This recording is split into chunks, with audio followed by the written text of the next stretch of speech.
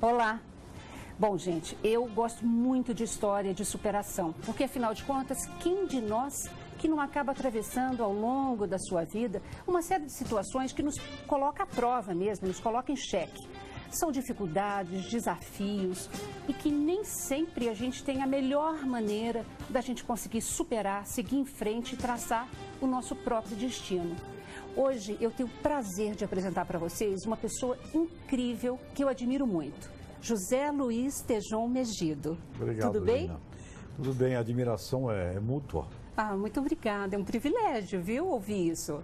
E uma coisa, já que vamos falar desse tema do dia a dia, que é a superação, porque a superação não é só para traumas, catástrofes. A superação é algo do cotidiano do ser humano.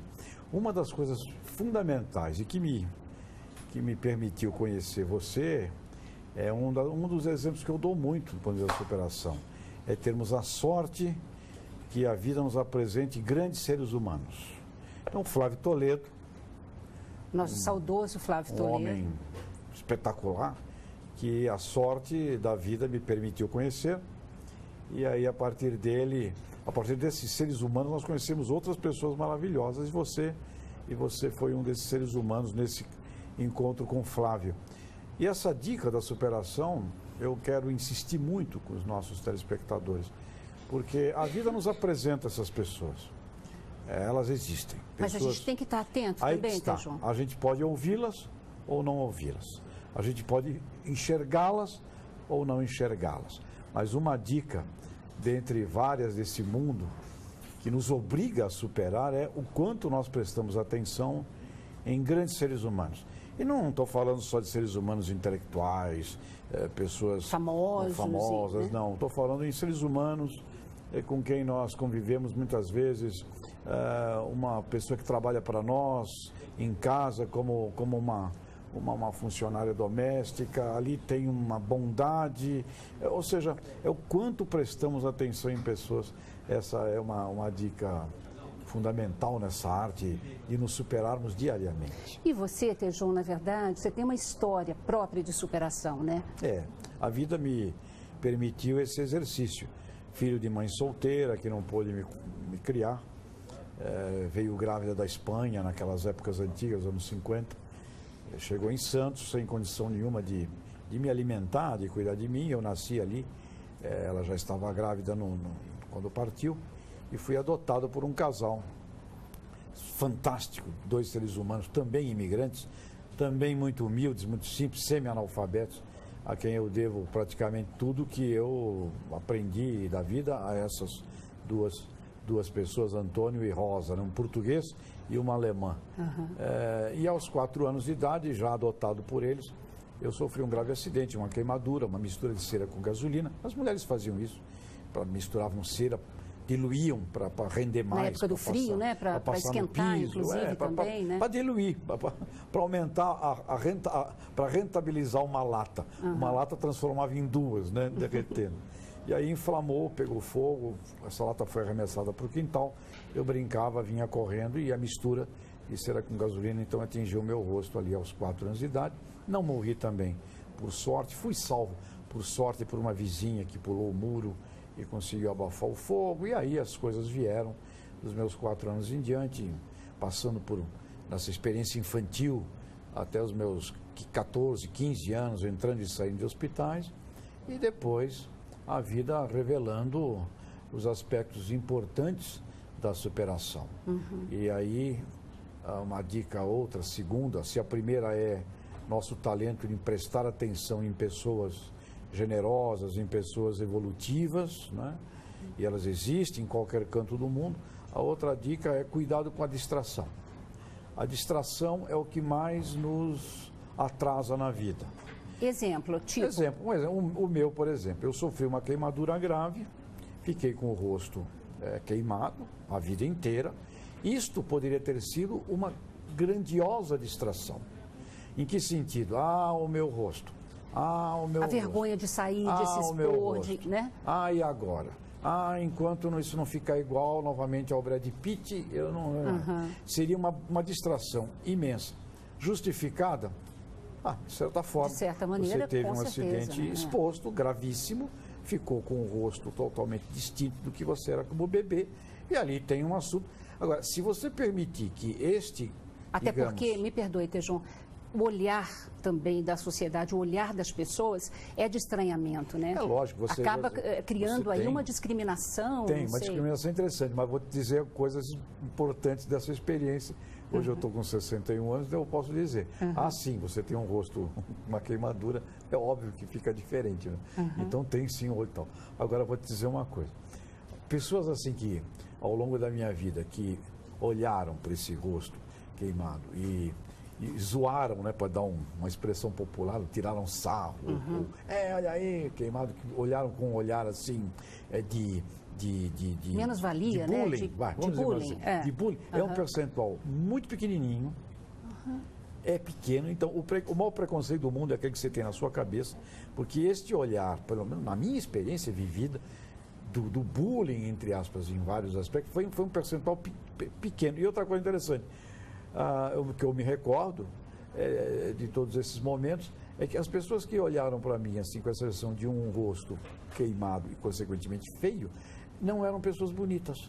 Olha só, que interessante E isso. era muito interessante. Eu nunca vi um homem belo, uma mulher bela, fazer qualquer referência à queimadura no meu rosto. As pessoas que mais mexeram comigo, que repito, percentual pequeno, pessoas de genética feia. O que é curioso. Então, às vezes, depois que o passar do tempo, né, que eu passei a não ligar mais para essas coisas, sempre relembrando os nossos telespectadores que o percentual é pequeno, não é a maioria, eu até brincava, eu sofri uma queimadura, mas você é de nascença, né? Porque eu nunca vi a gente acaba desenvolvendo, muito engraçado. né? E você passa a brincar com Claro. aquilo e a rir de si mesmo. Mas é muito interessante essa observação. Não me lembro de um homem belo, de uma mulher bela, fazer qualquer insinuação à minha queimadura. Os mais, infelizmente, ou sei lá o quê, geneticamente desprovidos da estética, é os que mais se acomodavam e mexiam comigo.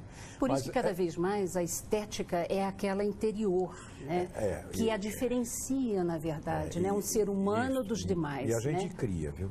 Né? A vida me obrigou nessa experiência da queimadura. A queimadura deixa você feio, não tem como. Você queimou, não vai ficar mais bonito. Você fica com um processo não belo, né, de aparência. Agora, talvez isso tenha lhe motivado também, não? Como? Isso talvez tenha lhe motivado a toda essa trajetória de sucesso, e mais na verdade, a felicidade, né, dos meus pais adotivos, que eram duas pessoas muito simples, imigrantes que vieram da dificuldade, e eles não me permitiam, em momento algum, reclamar de mim. Eles não me permitiam, em momento algum, levar desaforo para casa. Eles não me permitiam, em momento algum, sentir vergonha. Muito ao contrário. Eles me empurravam para a rua, eles me empurravam e eu tinha que ir e tinha que aprender a me virar de pequeno. Tem uma história linda, inclusive, de você e da sua mãe na feira. Essa história é marcante, é uma história que eu tinha medo de ir à rua. Depois que eu voltei dos hospitais, que eu fiquei dos 4 aos 7 anos internado na Santa Casa de Santos. Então voltei para casa e tinha que ir à vida, né? E não queria, eu tinha medo, menino, 7 anos, eu saía na rua, era aquele olhar, aquela coisa, as outras crianças mexem, eu não queria sair. A minha mãe falou, olha, você tem que me ajudar na feira livre de comprar as coisas, porque todas as crianças ajudam as mães e você não. E eu me neguei a ir, não queria ir, escapei lá umas 3 vezes. E numa determinada dia da feira, que era uma quinta-feira, não esqueço até hoje, eu acordei com o meu braço amarrado numa faixa dela. E eu não pude mais fugir. E ela me arrastou até a feira. Aí chegou na feira, a primeira barraca das batatas. Costuma ser, né? Primeira barraca das batatas na feira. Ela falou, presta atenção nas batatas. Pega uma a uma com a sua mão e não me tira atenção nas batatas. Aí foi reunindo gente em volta que queria me ver, iam mexendo comigo. E quando eu ia olhar para as pessoas, ela mandava eu prestar atenção nas batatas. Vinha uma outra, falava alguma coisa para a criança dela, olha lá, se tu mexer com fogo, como você vai ficar? E ela mandava eu prestar atenção nas batatas. Ela me fez prestar atenção em escolher batata, escolher alho, escolher cebola, escolher tomate, escolher laranja. Voltamos para casa, me abraçou, o pai me abraçou e falaram assim, obrigado, ninguém vai dizer que a gente não sabe educar você. Ai, que lindo, E com isto, ela me levou a primeira vez a uma tremenda exposição pública, a maior do bairro. Porque naquele tempo todo mundo ia na feira fazer compra, e naquele tempo as mães iam com os filhos, com as crianças. Então aquilo foi, eu diria, um debut. Claro. Foi uma festa de debutante na minha exposição ao bairro da Vila Belmiro, lá onde eu nasci em Santos, muito marcante. E aquilo afastou o meu medo, aquilo me fez conquistar amigos, os moleques da rua. E, então, eu tive várias histórias em que o pai e a mãe, nessa fase de 3, 4, 5, 6 anos, 7 anos, 8 anos, 9 anos, 10 anos, é definitivo na criação, Lina, da voz interior. Porque o que fala mais alto nos nossos ouvidos não é aquela voz que a gente escuta lá de fora. É quando você, por dentro, né? E as mulheres sabem bem disso. Quando as mulheres têm aquele grito uterino, aquela coisa que é a voz de dentro. Esta voz de dentro, ela é e pode ser educada numa criança se tiver guias, né? Pais, no meu caso, foram adotivos.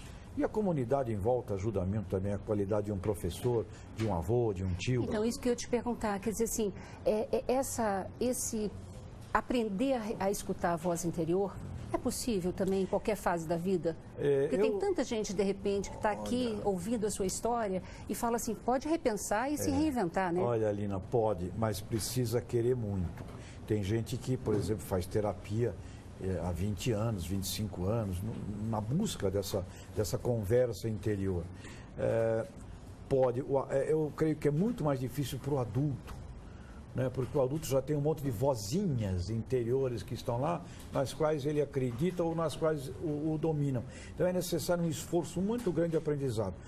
Eu disse, cuidado com a distração. No meu caso, uma queimadura podia ter me distraído do quê? Dos meus valores. O talento, a música, a arte, a profissão, eu podia ter esquecido tudo isso e ficar só preocupado com a distração do rosto. Mas não é só esta. Esta foi muito evidente, mas cuidado com as pequenas distrações. A pessoa cisma, eu não sou de levar desaforo para casa. Um pequeno exemplo tolo.